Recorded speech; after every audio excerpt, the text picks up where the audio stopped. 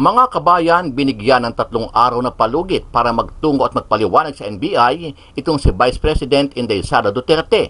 Kahapon ay isinilbi ang sabpina sa Office of the Vice President mula sa National Bureau of Investigation o NBI. Ito ay matapos maglabas ng pahayag ang pangalawang Pangulo na nagbabantang papatayin si Pangulong Bongbong Marcos Jr. at ang kanyang asawa na si Liza Araneta Marcos at si House Speaker Martin Romualdez Jr. kung may mangyayaring masama sa kanya.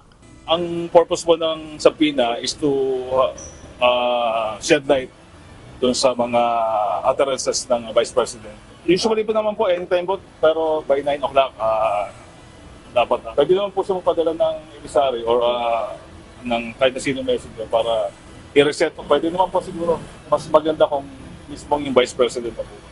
Samantala, sumagot naman si VP Inday Sara sa kampo ng NBI at kampo ni Pangulong Bongbong Marcos Jr.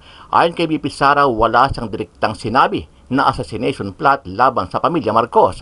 Aniya, ginawa na lang nila ng malaking issue ang kanyang pahayag para lalong magalit sa kanya ang taong bayan at lalo siyang madiin sa mga isyong ibinabato sa kanya, partikular ang paggastos ng OBP budget at DepEd na may kaugnay naman sa iniimbestigahang confidential fund. Pakicheck. May sinabi ba akong assassin doon? Wala. So nilalagay nila doon sa narrative nila, assassin. And nilalagay nila sa narrative nila, murder plot. Tossing the word assassin into this issue makes things even more terrifying for our country. And especially because I never used that term during my recent consternation against the Marcos administration's failure to serve the Filipinos while it masterfully persecutes political enemies. Common sense should be enough for us to understand and accept that the supposed conditional act of revenge does not constitute to an active threat. This is a plan without a flesh. Samantala, ipinagtanggol naman ni Congressman Rodante Marcoleta itong si VP Sara kontra sa mga kapwa niya mababatas na nagigisa sa Vice President at sa mga executive personnel ng OBP. Ayon kay Marcoleta, halatang nakatutok ang Kamara kay VP Sara at pamilya ng mga Duterte sa kanilang walang katapusang investigasyon. Yung buong pwersa ng House of Representatives ay nakatuon sa kanya. Ang pag-uusapan ay confidential funds. Napakarami namang mga ahensya ang nabigyan ng ganitong uri ng pondo. Pero makikita nyo, kasi lamang ang tinatarget. Talagang malinaw dito yung political persecution. Hindi ito in aid of legislation, hindi in aid of persecution and political persecution. Ano ang masasabi mo dito, kabayan? Sama-sama nating panoorin ang buong video at pakicomment nyo po ang inyong mga reaksyon at sariling opinyon. Pero bago yan, sa mga hindi pa po nakasubscribe sa ating channel na Kabayan News PH, pakipindot po ang subscribe button at pakiclick na rin ang notification bell para lagi kong updated sa mga bagong upload natin na legit at napapanahong balita. Maraming pong salamat. Alas 12 ng tanghali dumating na sa tanggapan ng Office of the Vice President sa Mandaluyong City ang mga tauhan ng National Bureau of Investigation o NBI bitbitang sabpina para kay Vice President Sara Duterte.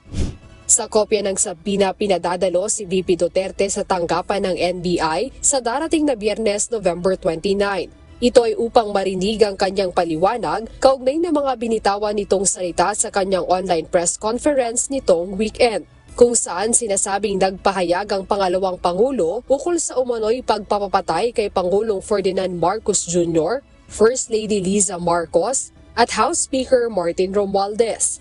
Ang purpose po ng subpoena is to shed light dun sa mga utterances ng Vice President. Usually po naman po, anytime po, pero by 9 o'clock, dapat na. Pwede naman po siya mapadala ng emisary or ng kahit na sino messenger para i-reset po. Pwede naman po siguro, mas maganda kung mismong yung Vice President na po.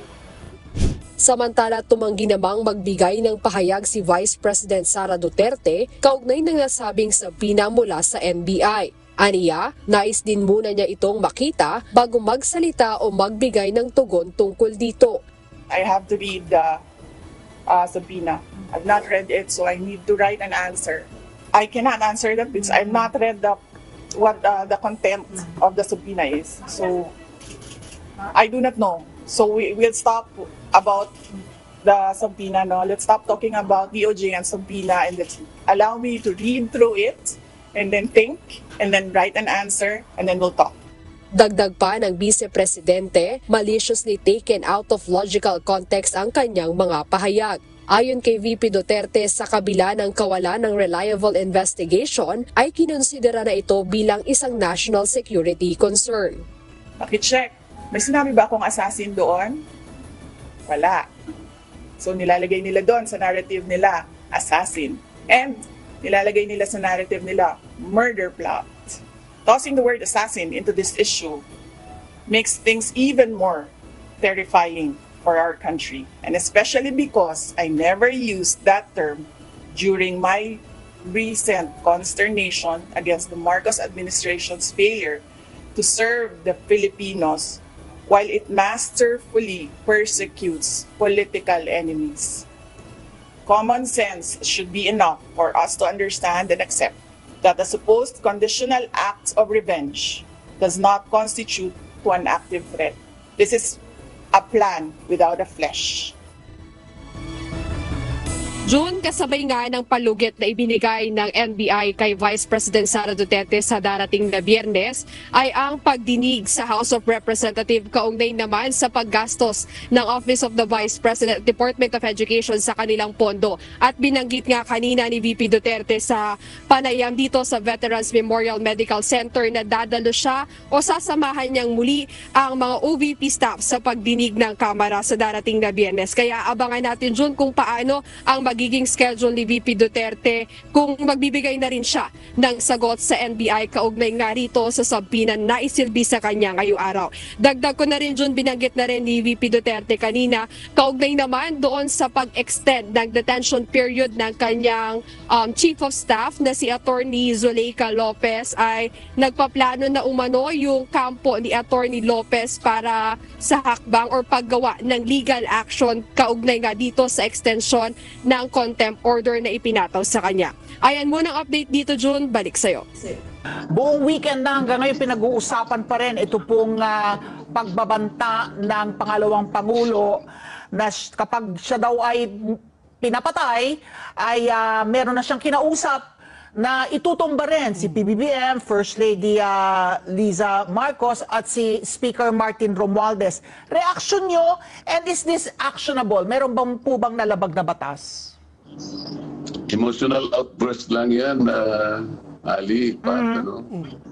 Kasi hindi ko alam kung gaano ang bigat na dalat-dala niya ngayon, given the fact na yung buong pwersa ng House of Representatives ay nakatuon sa kanya.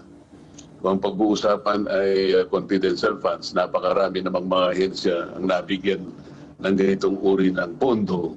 Pero makikita nyo, kasi lamang ang tinatarget. Talagang malinaw dito yung political persecution. Hindi ito in aid of legislation, hindi in aid of persecution and political persecution. Mamaya ho, meron tayong ipi-play dyan na video na talagang sinabi ni Pangulo tuloy. Hindi, ang tagal kasi.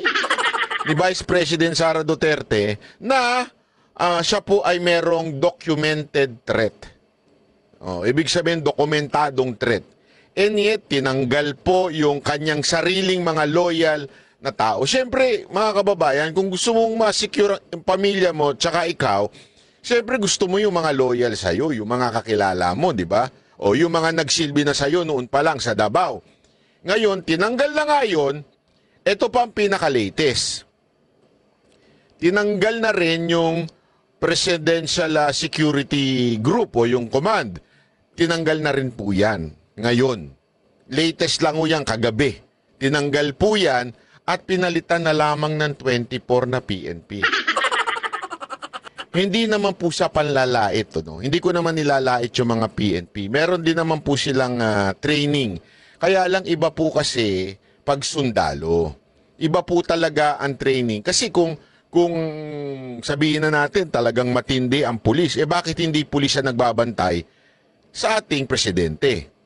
Bakit kanyo sundalo? So ibig lamang po sabihin nun, malupit ang pag nagbantay ang mga sundalo. Kasi continuous ang training nila from, hindi lamang po ito yung mga criminal from terrorist, lahat po ng klase ng kanilang training talagang matindi sa pagbabantay.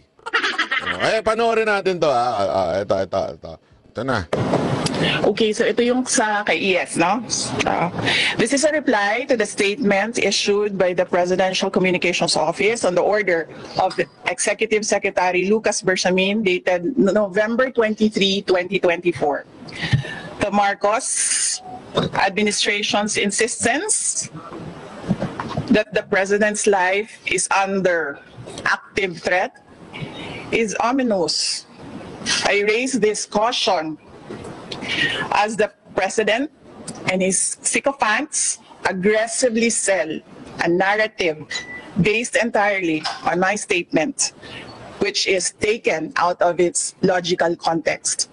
Bakit hindi nila pinapalabas kung ano yung question ng media? Bakit hindi nila pinapalabas kung ano yung una kong sagot?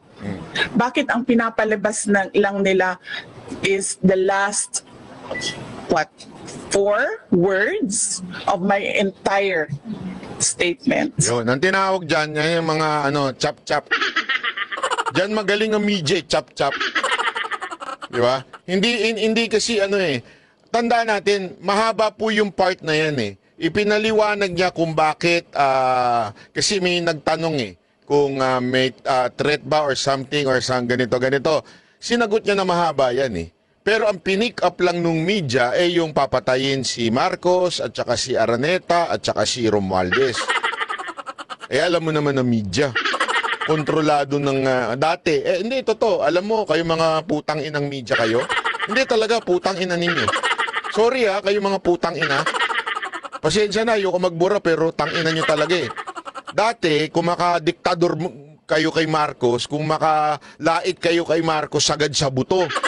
Hindi, di ba? Mamamatay tao, diktador, martial law, ganyan-ganyan. Pero ngayon, magkano bayad sa inyo, mga animal kayo? Kayong media, magkano, hindi totoo talaga tayo, magkano bayad sa inyo? O baka naman binili na kayo.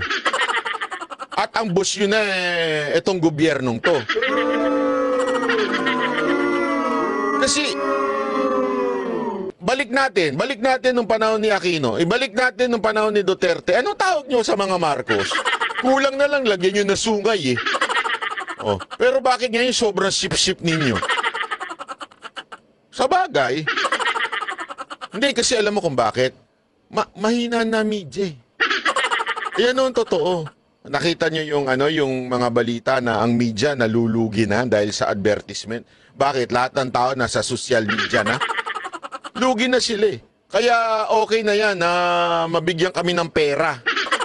Na mabusog kaming mga reporter.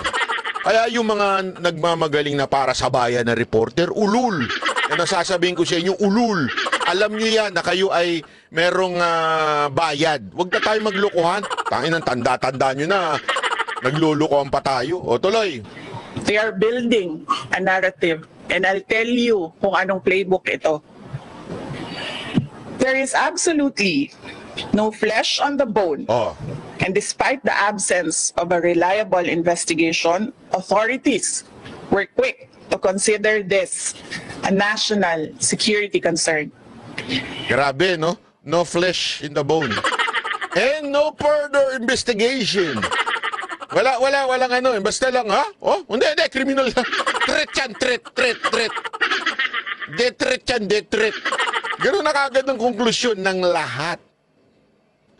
From DOJ, pati doon sa PNP, lahat talaga, Kaya nga sabi ko sa inyo, eto ilalabas ko itong video to pagkatapos sa umaga. Alam mo kung bakit?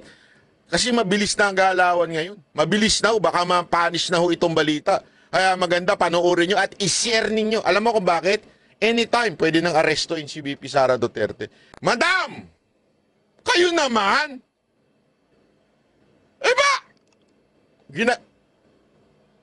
Mahilig silang manood ng Netflix Kaya assassin ang ginamit. Gago! Totoo naman. Kaya nga na, di ba, nanood nga ng Spider-Man na naging presidente na eh. Gago! Oh. Eh, natural may. Hindi pala Spider-Man. Ant-Man. Di ba? Ganun talaga pag mahilig sa Netflix. Kita mo, assassin. Maganda yun. Maganda yung word na yun. Assassin.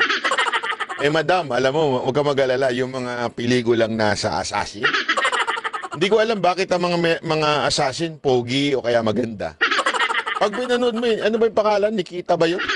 Yung assassin nun. Laging ganun, pogi at maganda. Huwag ka mag-alala, madam. Maganda ka. Bagay ka. Kasi yan ang invento nila eh. Parang pelikula. So nilalagay nila doon sa narrative nila, assassin. And nilalagay nila sa narrative nila, murder plot. Into this issue, tossing the word assassin into this issue makes things even more terrifying for our country, and especially because I never used that term during my recent consternation against the Marcos administration's failure to serve the Filipinos while it masterfully persecutes political enemies. Common sense should be enough for us to understand and accept that the supposed conditional acts of revenge does not constitute to an active threat. This is a plan without a flesh. Pag pinipili,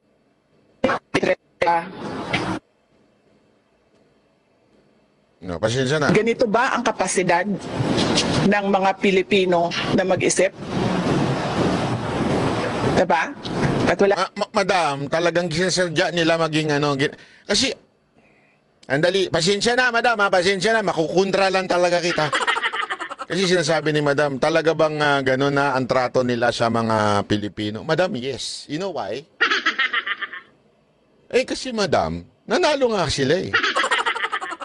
Mantakin mo, isinuka na. Idinura na, tapos kinain ulit. Ganong katanga mga Pilipino. Magmukha kang tanga. Siguradong kikita ka. Tapos biglang babayaran. Ganon.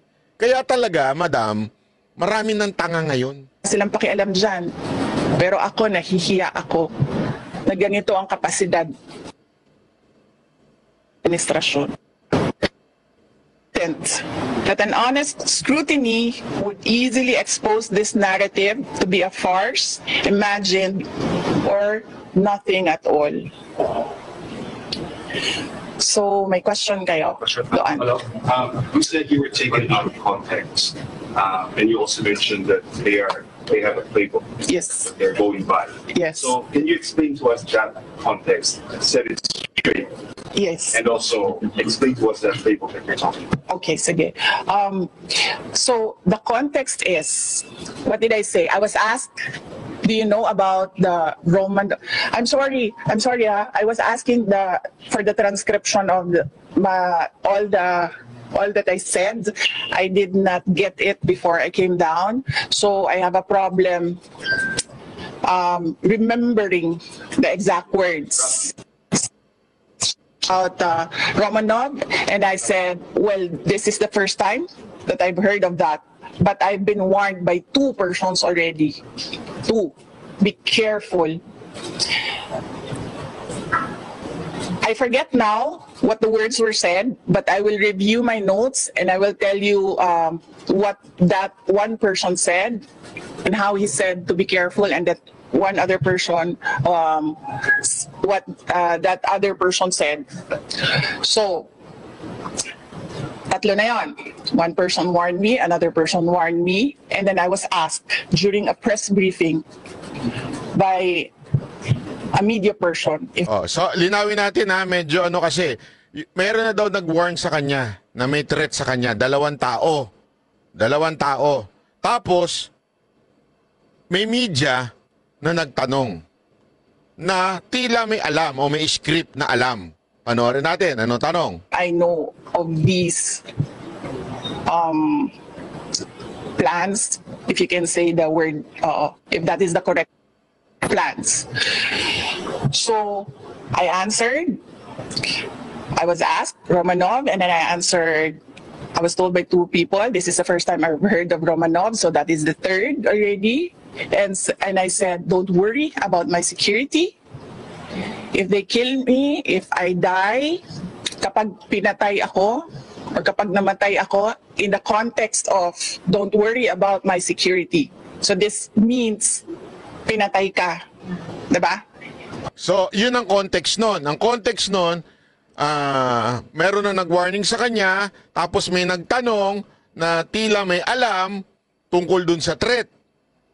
Okay? So, parang sinasabihan siya na be careful, ganyan-ganyan. Tapos, eto yung sagot niya. Dito pumasok yung kanyang sinabi na pag siya namatay, may inutusan na siya. Kasi hindi ka naman mamamatay by heart attack in relation to your security. Diba? So, pag namatay ako, I already asked a person to take revenge against 3 individuals. So, my question now to the administration, is revenge from the grave a crime? Is revenge from the grave a crime? Diba? Paano nga naman magiging crime kung patay ka na? Baka may plano silang i-death penalty kapag patay ka na. Patay ka na nga eh. Paano ka makukulong? Sa bagay, uso multo sa Pilipinas. So, but you already talked to a person. Yes. Do that. Yes. In the event that you get killed. Yes. Yes. It's not much is different. Yes. So I have to die first. They have to kill me first. They have to kill me first. So now they can't kill me anymore. Unless they want to die. Hindi na pwedeng hindi na siya dahil patay na po siya, paano pa siya makukulong? Yes, the playbook. The playbook for political persecution. They suppress and oppress opposition. And then somebody was assassinated on the airport tarmac. Diba? They oppress and suppress, and the people were getting angry, frustrated, and what did they do? They created a scenario that there is a national emergency. They set bombs to create a scenario that there is a national emergency. And then they assassinated their political enemy. So that's the playbook. Nako. We already saw that in history. So that is my proof. Pero Yes. Ang hindi lang po nagawa ni Benigno Aquino Jr., kaya po hindi siya ano bang tawag yan? Revenge. Anong revenge? Nakaganti. Hindi siya nakaganti. Kasi hindi siya nagbilin. Diba? Kaya, hindi nakaganti si Benigno Aquino Jr. kasi hindi siya nagbilin.